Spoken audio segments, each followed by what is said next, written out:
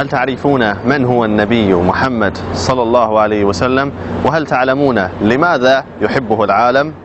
ما الذي جعل جذع الشجر يحن ويبكي على فراقه صلى الله عليه وسلم؟ وما الذي جعل هذا الجبل الساكن يهتز ضربا حين وقف عليه؟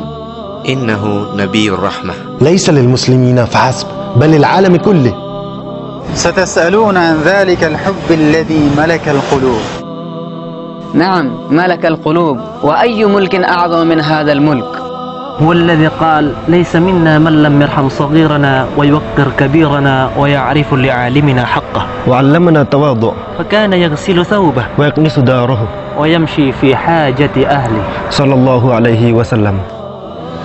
وهو القائد الذي كان يحكم نصف العالم، ورغم ذلك كله كان يحب المساكين ويقربهم.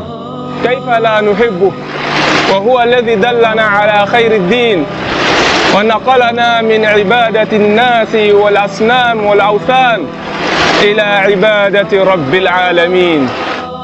إن حب العالم لمحمد عليه الصلاة والسلام هو انعكاس للحب الذي زرعه في قلوب العالم. وكيف لا نحبه وهو نبي الإنسان يحزن لحزن طفل مات عصفوره، وهو الذي قال: يرحم من في الأرض يرحمكم من في السماء. كم نحن بحاجة إلى تلك الرحمة في عصر هانت فيه علينا دماء المسلمين. علمنا رسول الله صلى الله عليه وسلم أن زوال الدنيا أهون على الله من قتل رجل مسلم بغير حق. علمنا الرسول العدالة، لا فرق بين ألواننا، أسود أبيض أصفر، نحب إسلام ونحب نبينا. علمنا رسول الله صلى الله عليه وسلم كيف تعيش العسرة على مبدأ المحبة. أتينا إلى المدينة المنورة لنسير على خطاه ونتعلم سنته صلى الله عليه وسلم. عرفنا في محبته صلى الله عليه وسلم السعادة، ونريد أن ننقلها إليكم.